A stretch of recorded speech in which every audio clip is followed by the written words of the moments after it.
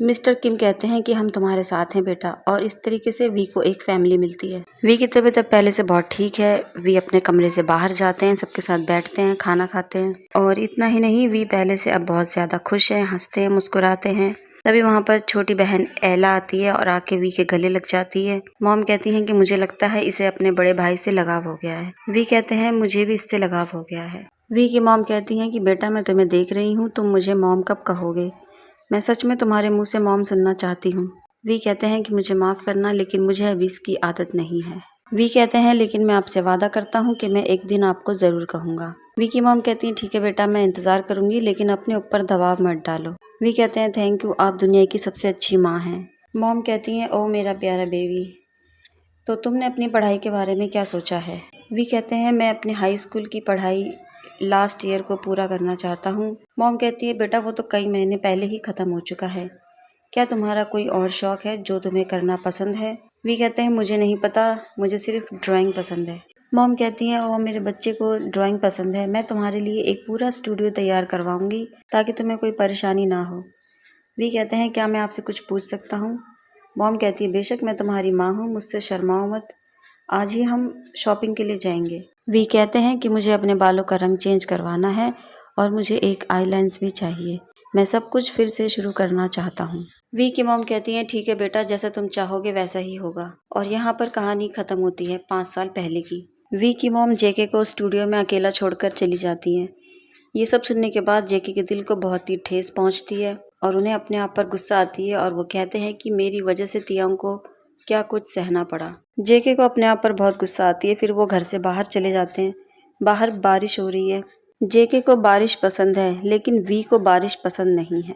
बारिश जब होती है तो जेके के साथ अच्छा होता है और वी के साथ बुरा होता है। तो इस बारिश में जेके टहलने के लिए बाहर चले जाते हैं। बारिश में टहलने के बाद जेके आधी रात को घर आते हैं। जैसे ही जेके घर में घुसते हैं तो वो देखते हैं कि कंबल में लिपटा हुआ कोई अंधेरे में बैठा। जेके पूछते हैं कि तुम यहाँ क्या कर रहे हो? वो वी हैं जो कंबल में बैठे हैं। वी कहते हैं अरे तुम कहाँ से आए हो और इतने भीगे क्यों हो?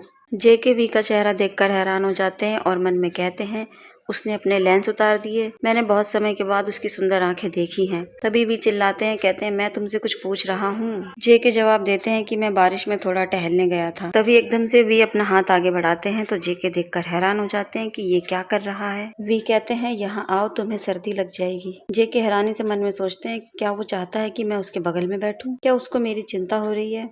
जेके जल्दी से जाकर वी के बगल में बैठ जाते हैं कंबल में, और मन में सोचते हैं अब 5 साल हो गए हैं, मैं सच में उसके चेहरे को ना देखने की कोशिश कर रहा हूँ और अपनी हंसी भी रोक नहीं पा रहा हूँ। वी कहते हैं आपकी आज भी वही आदत है, जब आप दुखी होते हैं तो बारिश में चले जाते हैं। जेके बड़ी हैरानी से पूछते हैं क्या तुम्हें अभी भी याद है? वी कहते हैं नहीं, मुझे बस अभी याद आया। जेके कहते हैं वो तो तुम्हारी भी आदत है। वी कहते हैं क्या? जेके कहते हैं आप भी तो बारिश से डरते हैं ताई, जब तक ये बंद ना हो जाए आपको नींद नहीं आएगी। वी कहते हैं हाँ, मैं आज भी उस दुख में हूँ और सिर्फ आपकी वजह से। जब भी बारिश होती है तो वी की सारी यादें ताज़ा हो जाती हैं। तभी जेके को खांसी उठती है तो वी कहते हैं तुम बीमार हो।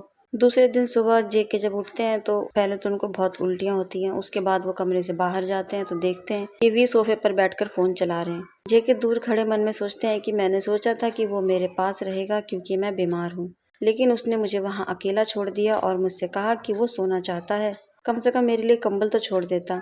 तभी वहाँ पर मेड आती है, पूछती है मिस्टर जियोन क्या आपको किसी चीज़ की ज़रूरत है? मैं आपके लिए तुरंत रात का खाना बना दूंगी। जेके कहते हैं नहीं धन्यवाद। मिस्टर किम और उनकी पत्नी कहाँ हैं? मेड कहती है कि वो टहलने गए हैं। जेके कहते हैं ठीक है धन्यवाद। फिर मन में सोचते हैं क्या मैं शाम तक सो पाऊंगा? तभी जेके को अचानक से खांसी होने लगती है तो मेड घबरा कर कहती है कि मिस्टर जियोन क्या मैं आपके लिए डॉक्टर को बुलवाऊं? दूर खड़े वी मन में कहते हैं कि ये बहुत बीमार है। जेके उस मेड से कहते हैं नहीं धन्यवाद, मैं आराम करने जा रहा हूँ। जेके अपने कमरे में जाकर लेट जाते हैं। थोड़ी देर बाद वहाँ वी आते हैं और पूछते हैं क्या आपको डॉक्टर की ज़रूरत है?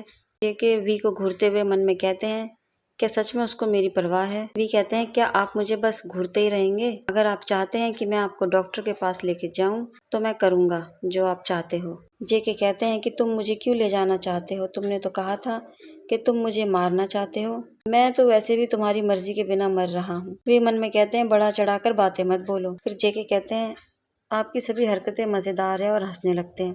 वे गुस्सा हो जाते हैं, कहते हैं आप क्या मुझे पागल समझते हो? जेके कहते हैं अगर आप मुझे सच में भूल गए हैं तो मुझे आपकी पेंटिंग में मेरा फोटो क्यों मिला? वी बड़ी हैरानी से जेके का चेहरा देखते हैं। जेके फिर एकदम से कहते हैं, तुम मेरी आदत नहीं भूले और मुझे लगता है कि तुम उस रात को भी नहीं भूले हो। वी बड़ी जोर की गुस्सा हो जाते हैं और कहते हैं, तुम्हारी हिम्मत कैसे हुई मेरी निजी चीज़ों के बारे में बात करने की? बेशक मैं उस रात को नहीं भूल पाया हूँ। मैंने सोचा था कि मैं एक नॉर्मल लड़के की तरह अपना जीवन जीऊँगा जब तक कि तुम नहीं आए थे और तुमने यहाँ आकर मेरी ज़िंदगी बर्बाद। जेके कहते हैं कि मैंने तुमसे कई बार कहा है कि मैं बदल गया हूँ, मुझे एक मौका क्यों नहीं देते? तुम क्या चाहते हो, मैं बर्बाद हो जाऊँ? वी कहते हैं हाँ। जेके मन में कहते हैं, वो चाहता है कि मैं बर्बाद हो जाऊँ? ठीक है, तो मैं उसके जीवन से ऐसे बाहर चला जाऊँगा जैसे कि मैं उससे कभी मिला ही नहीं था। वैसे भी उसके बिना मैंने 5 साल बिताए हैं और मैं अपना जीवन आगे भी बिता लूँगा। जेके फिर वी से कहते हैं, ठीक है, जैसी तुम्हारी इच्छा।